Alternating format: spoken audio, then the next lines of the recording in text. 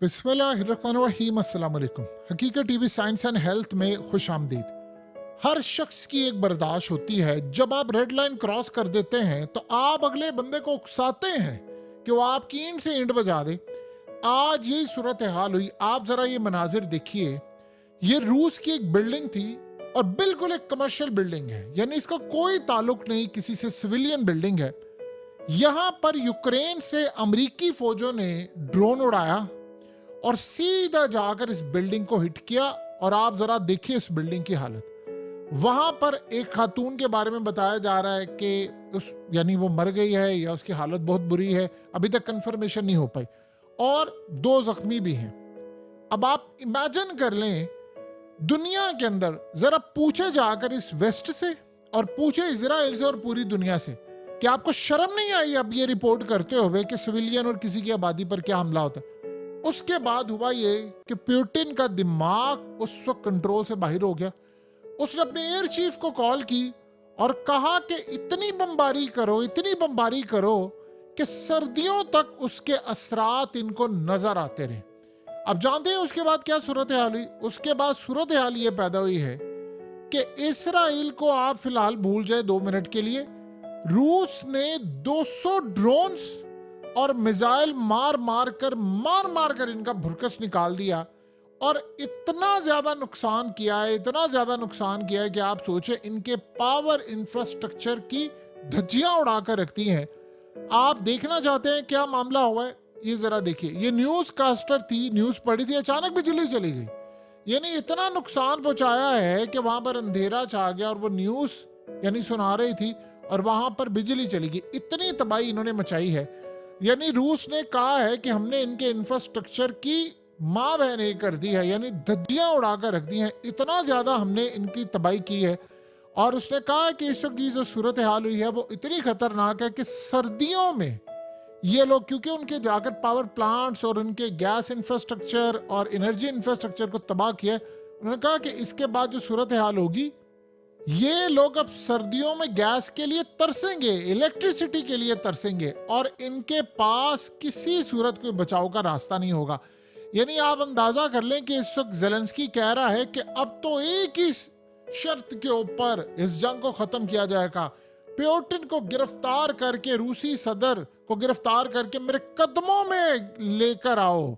और फिर साथ कहता है कि अब तो पूरे इलाके हम इनसे खाली कराएंगे, हम रूस के इलाके भी फतह करेंगे, तब मैं मानूंगा कि मैंने जंग बंद करनी है। उधर पुतिन ने ऐलान किया है, उसने कहा इनको इतना सबक सिखाओ, इतना सबक सिखाओ, इतना सबक सिखाओ, इनकी धज्जियां उड़ाकर रख दो।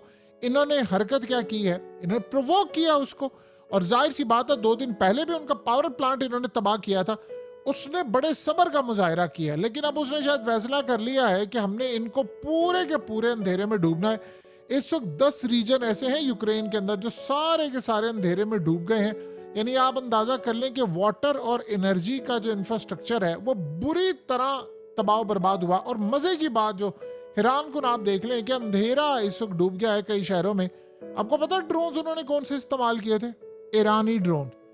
ये वही ईरानी ड्रोन हैं जो असल में इस वक्त इजराइल के खिलाफ इस्तेमाल हो रहे हैं, यानी जो लिबनान कर रहा है या जो कर रहे हैं यमन के हूसी। ये ईरानी ड्रोन जो टॉप लेवल के हैं वो इस्तेमाल हो रहे हैं इस वक्त अमेरिका और इन सब ताकतों के खिलाफ। ये रोक नहीं पाए, वहां पर इनका डिफेंस सिस्टम फेल हो गया। रूस इतना शदीद गुस्से में था, यानी आप ये सोच लें पुतिन को आम रूटीन के अंदर जितना गुस्सा आ सकता उतना गुस्सा आया और उन्होंने उठाकर इनकी तमाम चीजें तबाह कर दी हैं। और उसके बाद आप देखिए जरा क्या हुआ। पोलैंड ने कहा है कि रूस के तैयारे हमारी एयर स्पेस से आगे। अब उसके बाद ज़ेलेंस्की क्या कहता है? ये बेशरम उठकर पूरी दुनिया में जो जंग बर्पा करने वाला है, मस्करा जो था, कहता है कि अब नेटो आ जाए और अब सब मिलकर जंग छेड़ देते हैं। अब सारे मिलकर जंग छेड़ेंगे और ये आलमी जंग बनती है तो बन जाए। आप डॉट्स कनेक्ट करते जाएं। देखिए रूस को इस बात को जरा अच्छी तरह समझना पड़ेगा कि अगर वो ये समझ रहा है कि इसके पीछे अमेरिका का ही सिर्फ हाथ है तो बहुत बड़ी गलत फहमी है उसकी। पता उसको सारा है, दुनिया की बेहतरीन एजेंसी उनके पास है, उनको भी पता है। इजहार नहीं वो बस करे। इस सारे खेल के पीछे असल में जो कोई है तो वो इजराइल है। अब आप जरा अंदाजा कर लेना कि इस वक्त सूरत हाल ये है कि ये पावेल दुरोव, ये टेलीग्राम का यानी सीईओ है, 39 साल इसकी एज है, और क्या सिनेरियो बना है, इसको गिरफ्तार किया है। और गिरफ्तार इसको फ्रांस से किया क्योंकि इसके पास फ्रांस की नेशनलिटी थी, और रूस का ये शहरी है, रूस में पैदा हुआ, रूस की पहले शहरियत थी, फिर फ्रांस की भी इसके बाद शहरियत है। यानी इस सारी सूरत हाल में इसको गिरफ्तार किया कि रूस के तमाम लोग आपस में जो गुफ्तगू करते थे, जो मैसेंजर जो यूज किया जाता था, वो टेलीग्राम था। अब उसके बारे में बताया गया है कि असल में इजराइल का बहुत सारा जो डाटा था वो टेलीग्राम पर रिलीज कर दिया। आपको पता है कि हिजबुल्लाह से लेकर हमास से लेकर ये सारे जितनी अपनी इंफॉर्मेशन होती है, इवन कि अफगान तालिबान अमरीकी दौर से वो टेलीग्राम इस्तेमाल करते थे क्योंकि वो रूस का था। तो इस सूरत हाल के अंदर अब वो कह रहे हैं कि इसका जो सीईओ है इसको गिरफ्तार कर लिया गया है, प्राइवेट जेट पर जा रहा था, इसको गिरफ्तार किया है, और ये भी उन ताकतों का ही आलाकार है और बैठकर ये सारा काम करे। अब आप ये सोचें कि सीन क्या हुआ है कि रूस ने कहा दिया हमारा शहरी एक्सेस दे, फ्रांस कहता जी हमने तो नहीं देनी, हम तुम्हें छोड़ेंगे नहीं, और ये कर देंगे वो कर देंगे। असल कहानी ये है कि उसके थ्रू अब इस ऐप की एक्सेस लेकर ये सारे का सारा डाटा जो रूस का है वो लेना चाहते हैं। और उससे भी ज़्यादा इंटरेस्टिंग सूरत हाल ये है कि पुतिन के ऑर्डर पर जितने ऑफिशियल्स ने अपनी तमाम गुफ्तगू टेलीग्राम पर करते, बिल्कुल व्हाट्सएप की तरह है। तकरीबन आप ये समझ लें कि दुनिया की 1 अरब आबादी ये यूज़ करती है। पाकिस्तान में लोग इसको नहीं इस्तेमाल करते, ना उनको पता है, ना एक्सेस है, ना कोई सूरत हाल है, लेकिन बाहर की दुनिया इसको भरपूर अंदाज में इस्तेमाल करती है। अब आप ये सोचें कि इस वक्त जो सबसे अहम बात यह है कि यहाँ जो सिनेरियो बन रहा है टेलीग्राम का, उसके बाद इन्होंने कहा कि अपनी चैट डिलीट कर दे। वो असल में इजराइल का बहुत सारा डाटा था, ईरान ने उसको हैक किया और उसके बाद यहाँ पर रिलीज कर दिया। अब जाहिर सी बात है बाकी दुनिया के अंदर जो सूरत हाल है, उसके बाद अगला नंबर तो इलॉन मस्क का आया खड़ा। इलॉन मस्क को आज नहीं तो कल इन्होंने गिरफ्तार कर लिया। आप देखिएगा गिरफ्तार कर लेंगे, नहीं छोड़ेंगे उसको। इस सारे सिनेरियो के अंदर जो जंग छिड़ी है उसमें आप देखें जिस तरह पूरी दुनिया के हालात हो रहे हैं। आप पाकिस्तान की सूरत हाल देख लेंगे, पाकिस्तान में भी एक्स बंद है। इस वक्त सबसे बड़ा मसला ये पैदा हुआ है कि ये जंग जो है वो अब आलमी जंग में बदलने जा रही है। तो उससे पहले उन्हें दुनिया के जितने प्लेटफॉर्म्स हैं उसके ऊपर उजारादारी तो करनी है। अब जो सबसे बड़ा मसला यहाँ पर पैदा हुआ है वो ये पैदा हुआ है कि इजराइल चाह रहा है कि अब हम रूस को पकड़ लें पूरी तरह और नेटो के साथ उसको उलझा दे। ये जो रूस की जंग है, आप देखें, आप सिर्फ गौर करते जाएं एक चीज पर, जो भी करना है इन्होंने वो नवंबर से पहले पहले करना है। यानी नवंबर से पहले क्यों करना है? क्योंकि ट्रंप आ रहा है। पहले तो ट्रंप को रोकेंगे, फिर उसके बाद अगर वो नहीं रुक पाएगा तो उससे पहले जंग तबाही की छेड़ देंगे। अब आप गौर करें तो अब कह रहे हैं कि जी रूस ने जो तबाही की है हमारी, जो ड्रोन्स मारे हैं, जो ईरानी ड्रोन्स मारे, अब वो कह रहे हैं जी बदला लेगी नेटो पूरी। अब वो तैयार करें नेटो को कि किसी तरह जाकर हमला कर दो, बस आर्टिकल 5 के तहत हमला कर दो। सेकंड सिनेरियो आप देखें, वो रूस को छोड़े इस सूरत हाल में इजराइल क्या करे, वो उसके बाद आप सोचें कि पूरी आलमी जंग की तरफ बढ़े। आज अमेरिका की नेवी ने चारों तरफ से इजराइल को घेर लिया है, हमला करने के लिए नहीं, उसको बचाने के लिए कि जी ईरान हमला करने के लिए जा रहा है, लेबनान हमला करने के लिए जा रहा है। असल कहानी ये है कि इजराइल हमला करने के लिए जा रहा है और बदले में जो रिएक्शन, जो रिटेलिएशन आनी है, उसको रोकने के लिए अमेरिका की फौज वहां पर चली गई। तो किसके लिए आप जा रहे हैं?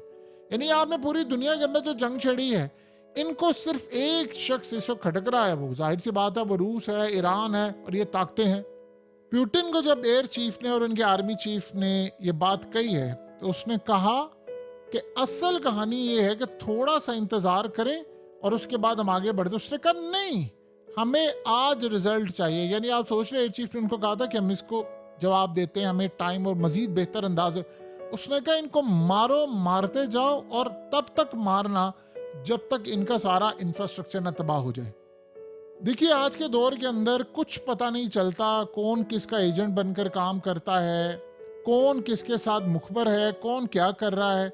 अभी ये जो लड़की है ये बेसिकली मॉडल है और ये जो शख्स गिरफ्तार हुआ है सीईओ है टेलीग्राम का, ये असल में उसकी गर्लफ्रेंड है और जो हर जगह इसके साथ होती है। और ये अपनी तस्वीर आप देखिए हर जगह इसने पोस्ट की होती है। अब इसके बारे में बताया जा रहा है कि असल में इसने पकड़वाने में मदद की, लेकिन इसके बारे में कोई इन्फॉर्मेशन नहीं आ रही। सारी दुनिया हैरान है कि असल में जो सीईओ था उसके पीछे पूरा वर्ल्ड पड़ा हुआ था। जहां पर भी वो जाता था उसके साथ होती थी और वहां पर जाकर तस्वीर उतारती थी, लोकेशन उसकी सारी। तो उन्होंने इजीली, वो वहां से फ्रांस से निकलने वाला था, उसका प्राइवेट जेट उड़ा था तो उन्होंने उसको उतार कर तो उसको गिरफ्तार किया है। आज के दौर में जब आप सोचें कि हालात इस तरह, आपको नहीं पता कौन किसका एजेंट बनकर काम कर रहा है, कौन किसका मुखबिर बनकर काम कर रहा है, कौन सहाफ़ी इस्टेब्लिशमेंट का टाउट बना हुआ है, कौन किसका बना है और कौन किस मुल्क के लिए काम कर रहा है, ये दुनिया में किसी को नहीं आज के दौर में पता चल सकता।